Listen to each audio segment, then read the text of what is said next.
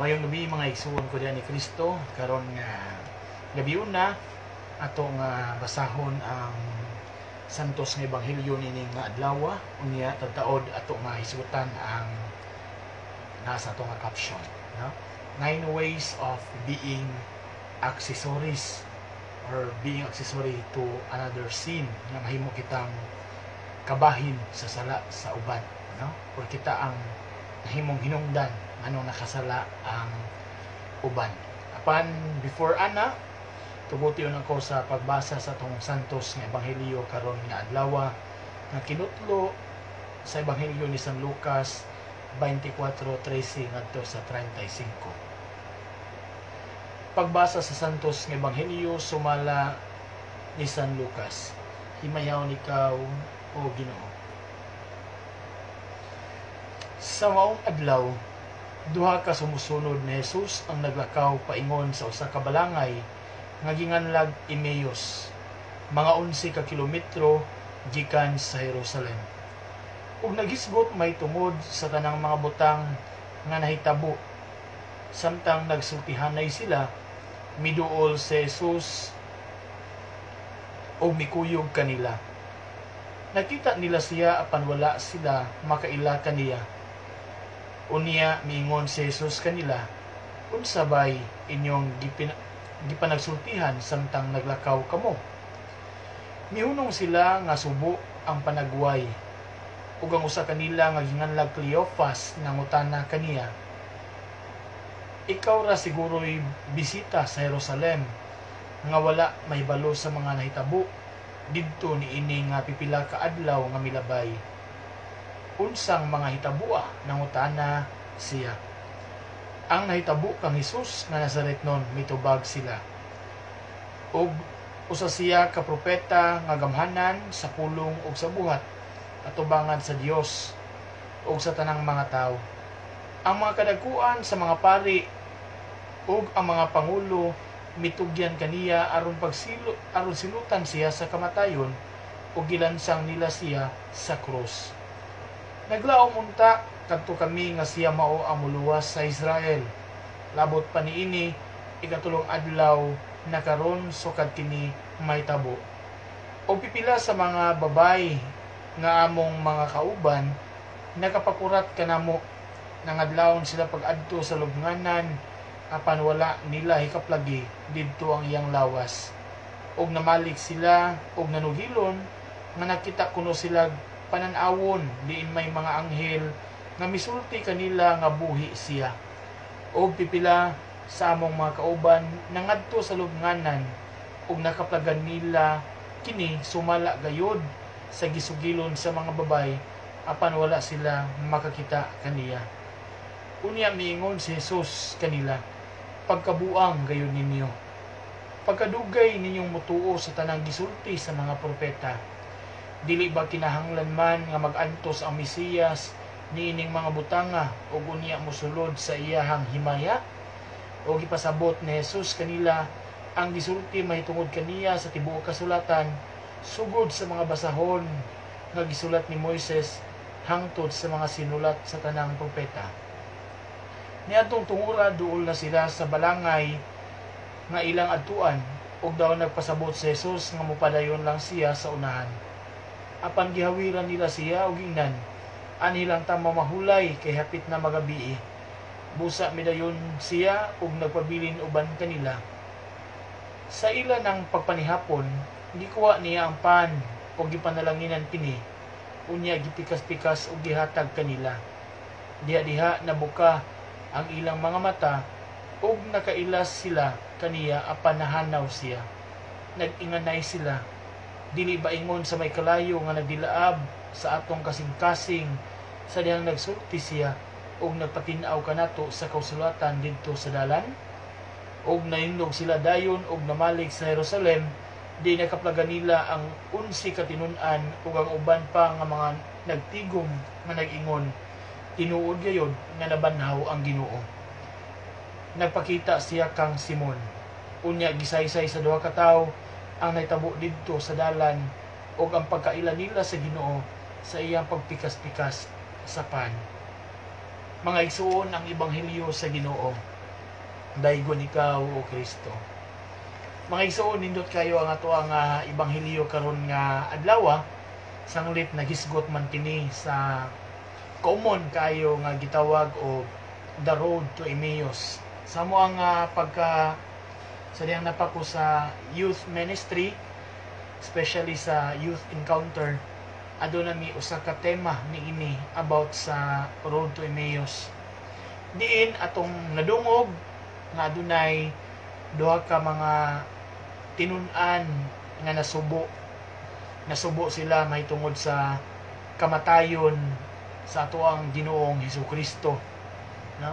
Kunya kining maong duha ka tinun-an mga igsuon, usa sa mga nakapasubo pag-ayo nila gumikan sa mga taho o mga sugilanon nga mao to ang gipakauyanap sa mga tao. Adunay kung atong nabasahan sa mga previous nga mga gospel, adunay mga gipalakaw nga mga istorya nga ang lawas sa atong Ginoo gikawat aron nga dili makapanugilon ang mga tinun-an nga nabanhaw si Jesus, no? Diversion, no? Gidivert ang hunahuna sa mga tao. Ug tuod man kining duha ka tawo na konbinser sumala sa kun unsa ang gimarites. Mayo na to ba nga mas na-convince sila sa kun unsa ang gihimo nga mga taho nga gikawat ngayon si Jesus. Bisan pa man nga si Magdalena ug ang kauban nga mga babae nga miadto sa lubnganan ni Jesus, nisugilon naman di ay niining mga tawhana. Kung atong nadungog sa ebanghelyo, gisultihan na kining duha ka tawo. Pan sa gihapon wala sila motuo. Ang ilang gibuhat niikya sila. Matud pa sa mga biblical scholars, kining Emmaus usa ka lugar sa atong gospel giingon dinhi nga 11 lamang ka kilometro ang gilayon niini gikan sa Jerusalem, no? Kung atong tanawon, mga usa lang ka lungsod ang iyang gilayon. Nga matud pa kining maong Emmaus sa kadapit mauni ang gitawag og the place of escapism, no? Takasanan sa mga tao, atong mga buot nga dili na mahasol, kadtong mga tao nga nawatangan sa paglaom, adto sila mopadong, no? Gusto sila moikya sa Jerusalem kay para nila gubot na kaayo ang Jerusalem, no? Wa nay nawatangan sila paglaom, ano man tungod kay ang hope sa mga tao nitong manahuna nga si Jesus maoy muluwas kanila sa unsa man nga paagi lahi nga konsepto ang ilang hunahuna. Ang ilang hunahuna kay muluwas kanila sa kagutom, mao to nga daghan sa mga tinun-an nagsunod-sunod kang Jesus. Gani na ay mga times nga 4,000, 5,000, 7,000 ka mga tao sigig sunod-sunod ni Jesus. Nga naman tungod kay nasustinar sa Ginoo ang ilang panginahanglanon nga mao ang paghatag kanila og pagkaon sa lawas. Pagkaon sa lawas to kay dito man nahitabo ang multiplication of bread, no? Nahitabo pud ang multiplication of kining fish. Nga gatong maong bread ug ang fish puros to naghulagway ni Kristo nga mao ang tinuod nga pagkaon. Balik ta sa duha ka tawo mga igsuon nga naglakaw, no? Buot na sila nga muikya sa Jerusalem. Dili na sila gusto nga masamok pa. Nya grabe ang ilang kadismaya. Gani tungod sa ilang kasubo, tungod sa ilang kadismaya, bisan ang Ginoo nakig-uban na nila diya sa dalan, wala sila maka-identify sa Ginoo. Wala sila makaila sa Ginoo. Hinuon ila pa mga nigiingnan ng Ginoo nga ikaw ra man tingali bisita dinhi sa Jerusalem nga wa masayod mahitungod sa nahiaguman ni Jesus nga gilansang ngadto sa krus. Sa ato pa wala sila ka-recognize. Inani po ang tao mga igsuon kung naata sa hilabihan nga kasubo, naata sa mga disappointments sa atong kinabuhi, naata sa mga gitawag nato og mga suliran sa atong kinabuhi, usahay dili na ta makarecognize sa Ginoo. Mo ni ang nahitabo sa duha ka tawo nga naglakaw padulong sa Emmaus, wala na sila makarecognize sa Ginoo.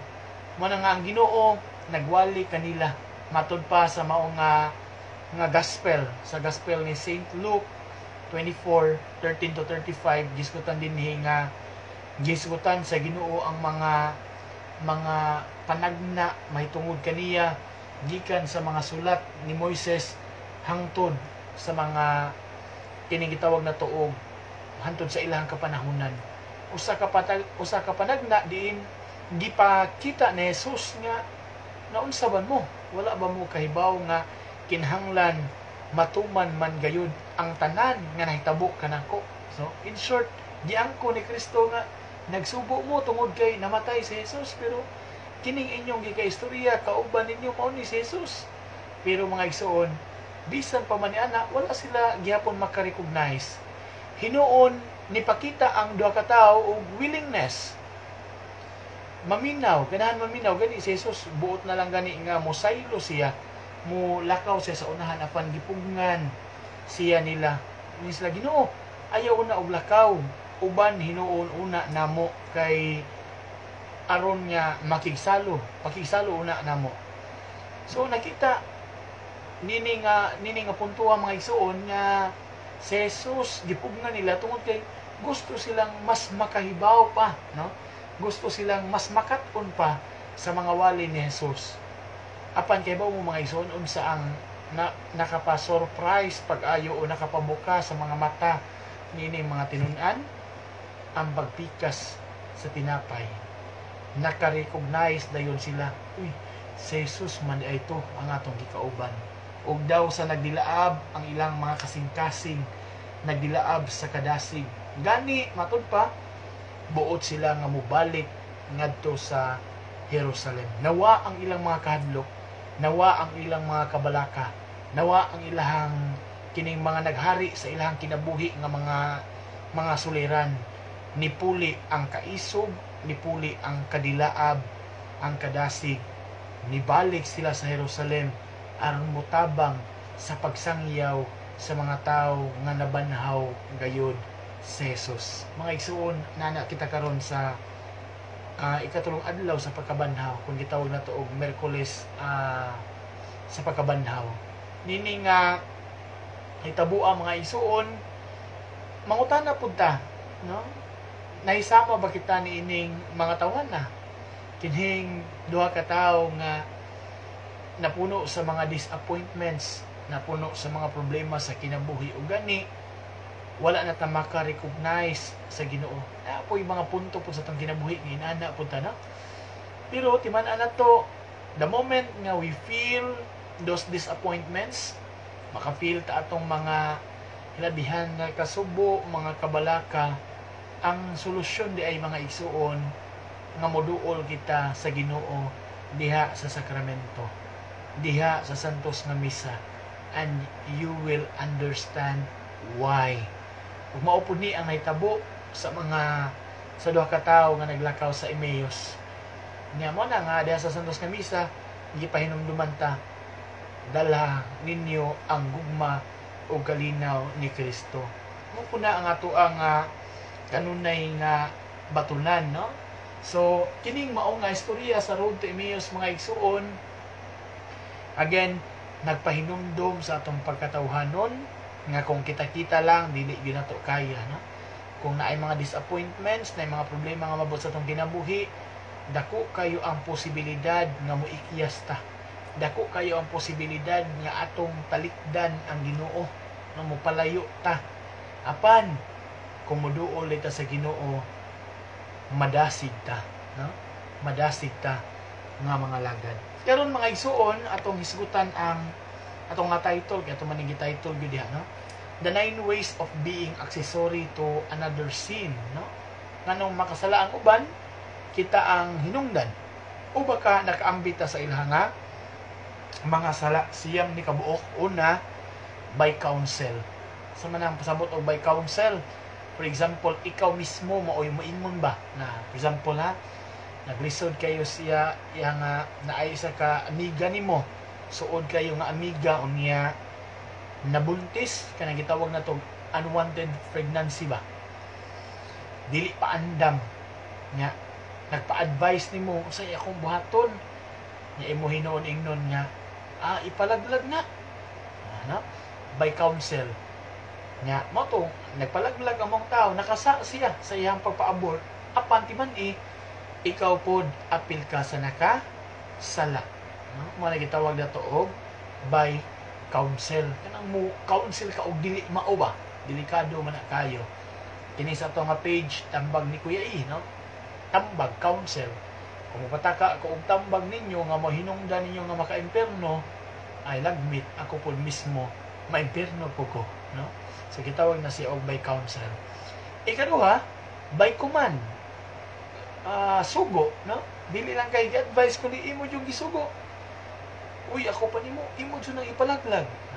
Dili lang kay gi-advise imo yung gisugo sa pagbuhat og dautan by command. No? Kung iyan ang buhaton, makasa ng tawhan na lakip pug ka nga nagsugo. Ikatulo, by consent, no? Imo hang hatagan og consent ba? For example, mingon ang sa katawo nga kita ko dito og ining kwarta niya or natagak sa bulsa atong isa ka tawo nya okay na ba nga ako ning kuhaon ni dili na nako itugkan imo na yon nga mo konsenti ka ba lisod ka nung panahon na ay na itugkan tuumang ka di bitaw ka mailhan ay na ba so you make a consent kasa atong tawhan na ikaw pod makasa. Ikaupat, by provocation, ikaw maoy mangita o paagi nga masuko ang uban.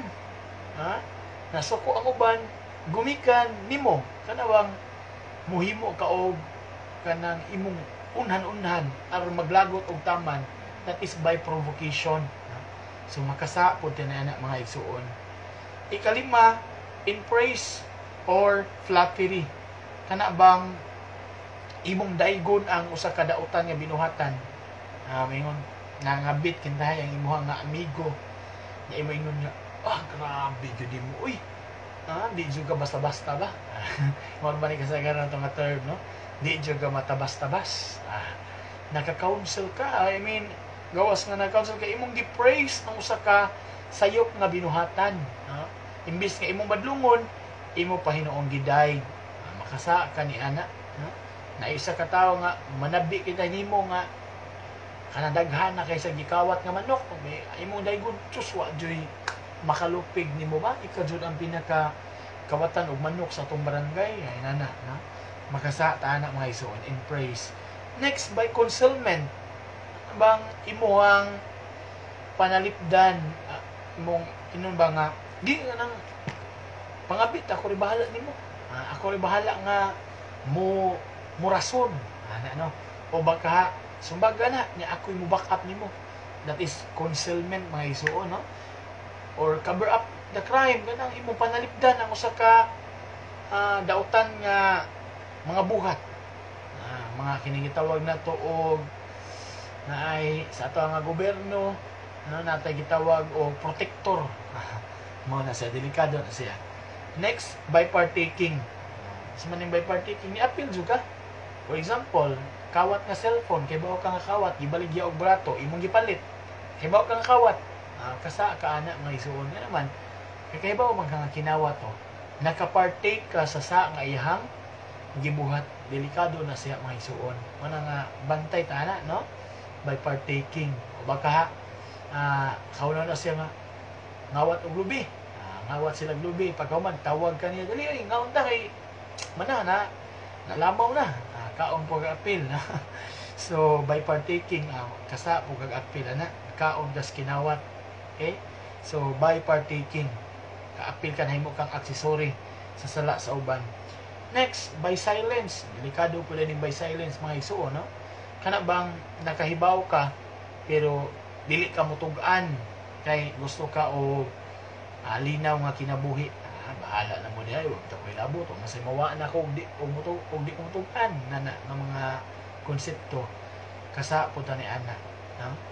Wa ta mubuhat sa angay buhaton, no? By silence kita kaso sa katawo nga kabaw mo ko kisa nagkawat ba pero okay ra bahala to di man sad ako'y gikawatan di mo ko lang kaliwat hinana ba, no? So by silence nahimo tang accessory sa pagpakasala. ug katapusan ikasiyam, by defense of sinful action. Kana bang imuhang naay usa ka dautan nga binuhatan, imo ba yung protektahan? For example, nagikawat kintahay ang kuan, ang iyang sakyanan. Mayor po itong ikawat to kay hambugiro po na kayong tawhana. Ay nana ba, no? Adangahag po na kayong tawhana.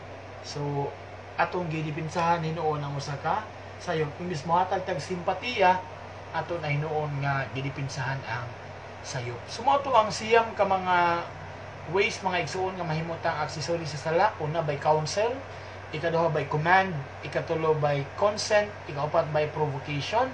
Ikalima, by phrase. Ikaunom, by concealment.